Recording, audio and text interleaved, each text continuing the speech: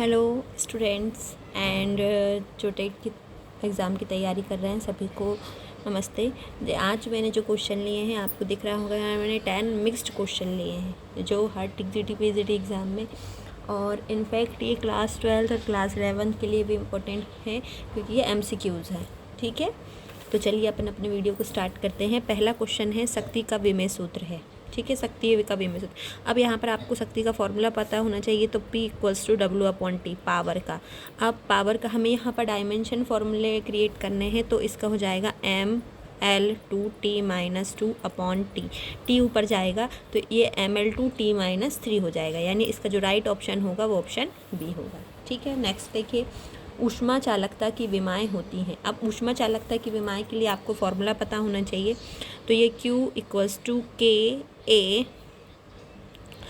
यहाँ पर होता है टेम्परेचर डिफरेंस थीटा × T/L। ठीक है, अब यहाँ पर अगर हम K के लिए फॉर्मूला निकालें तो K के लिए फॉर्मूला देखिए क्या बन जाएगा, K = थीटा × L, ये हो जाएगा A∆T × T। ठीक है, अब Q क्या है आपका, Q आपका यहाँ ये Q है, Q क्या है आपका हीट एनर्जी, तो एनर्जी जैसा इसका डायमेंशन फॉर्मूला रहेगा ML/T-2L A∆T × T। इसको हम सबके डायमेंशन फॉर्मूला लिखते हैं ML/T-2L, और एरिया का L2, टेम्परेचर को हम थीटा लिख सकते हैं, और T टाइम। तो देखिए L2 से तो L2 कैंसिल हो जाएगा, ये हो जाएगा ML/T-3 θ-1, जो ऑप्शन हमें A में दिख रहा है। ठीक है, नेक्स्ट देखिए, 100 एंगस्ट्रॉम तरंगदैर्घ्य वाले फोटॉन की ऊर्जा क्या होगी। ये थोड़ा कैलकुलेटिव क्वेश्चन है, तो इसकी मेथड बता देती हूँ, कैलकुलेशन आप सॉल्व कीजिएगा, है ना। 100 एंगस्ट्रॉम तरंगदैर्घ्य वाले फोटॉन की ऊर्जा। अब फोटोन की ऊर्जा के लिए फॉर्मूला होता है E = h𝛍।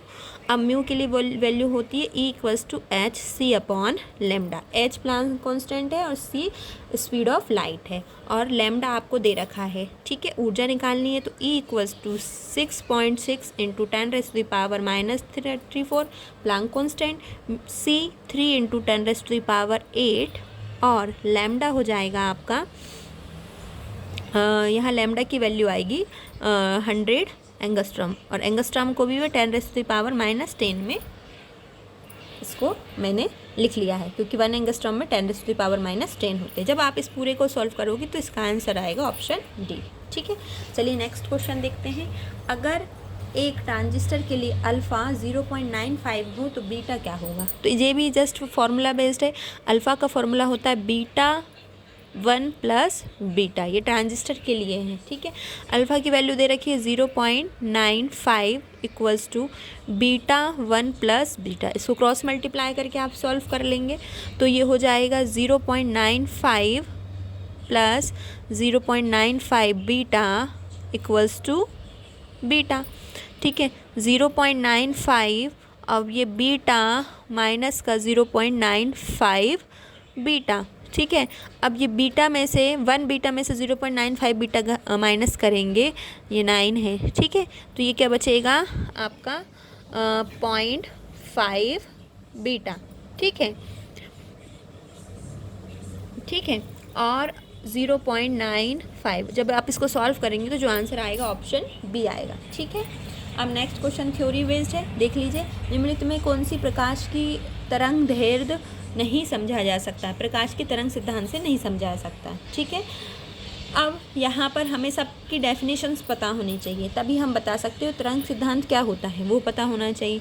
तो देखिए, जो आपका ध्रुवण, विवर्तन, व्यतिकरण, ये तीनों ही प्रकाश की तरंग सिद्धांत से समझा जाते हैं, लेकिन जो प्रकाश विद्युत प्रभाव है ये लाइट के कौन से पार्टिकल नेचर्स को बताता है ना, किसको बताता है, पार्टिकल नेचर को। और जो प्रकाश विद्युत प्रभाव है इसमें फोटोन के बारे में, एक फोटोन जैसे पार्टिकल से मिलकर बना होता है। हम क्या पढ़ते हैं कि जो प्रकाश है वो छोटे छोटे बंडलों के रूप में है। ठीक है, अब नेक्स्ट क्वेश्चन देखिए। अगर एक 5 ग्राम का पिंड पृथ्वी के केंद्र से जाती हुई सुरंग में छोड़ दिया जाता है तो उसकी गति क्या होगी। अब एक कंसेप्चुअल क्वेश्चन है, इसको जस्ट आपको बता दूं मैं, इसका आंसर क्या होगा, सरल आवर्त गति, क्योंकि ये आपकी ऐसी कोई सुरंग होना मुश्किल ही है, क्योंकि जब मोशन करता है तो ये जो आएगा ये सेंटर आ जाएगा, जो आपका अर्थ का सेंटर होगा वही इस बॉडी का भी सेंटर होगा, ठीक है। तो जो मोशन करेगा वो SHM में करेगा, है ना। आई होप आपको ये क्वेश्चन समझ में आए हैं। चलिए देखते हैं अब नेक्स्ट क्वेश्चन। ये मैंने अभी कुछ दिन पहले जो आपको टॉर्क पढ़ाया था वहाँ पर भी ये थ्योरी थी, ठीक है। एक वैद्युत द्विध्रुव जब एक समान विद्युत क्षेत्र में रखा जाता है तो इस पर प्रभावी क्या होगा। तो आप बता सकते हैं अगर ये क्या होगा। तो देखिए, जब भी कोई वैद्युत द्विध्रुव एक समान विद्युत क्षेत्र में रखा जाता है तो इस पर क्या होता है, मान लीजिए ये थीटा एंगल से रखा हुआ है, तो इस पर प्लस Q चार्ज पर एक direction of electric field force लगता है, ये इलेक्ट्रिक फील्ड है, और एक opposite direction of electric field force लगता है।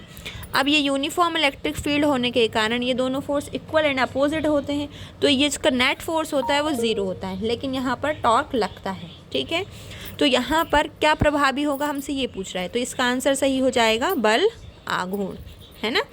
बल नहीं होगा, हमेशा याद रखना F नेट जो होगा वो हमेशा क्या होगा, ज़ीरो होगा, ठीक है। आई होप आपको ये समझ में आया होगा। चलिए नेक्स्ट क्वेश्चन देखते हैं। नेक्स्ट क्वेश्चन है आपका, एक बल्ब पर 60 वॉट 240 चिन्हित है, अगर 240 पर ये चलता है तो प्रतिरोध होगा, है ना। हमें किस किस की वैल्यू दे रखी है, P की वैल्यू दे रखी है और V की, तो यहाँ से हम I निकाल सकते हैं P/V करके, तो ये आपका निकलेगा 0.25। देखो ये कट जाएगा 6 4 हाँ 0.25 I हो गया ये।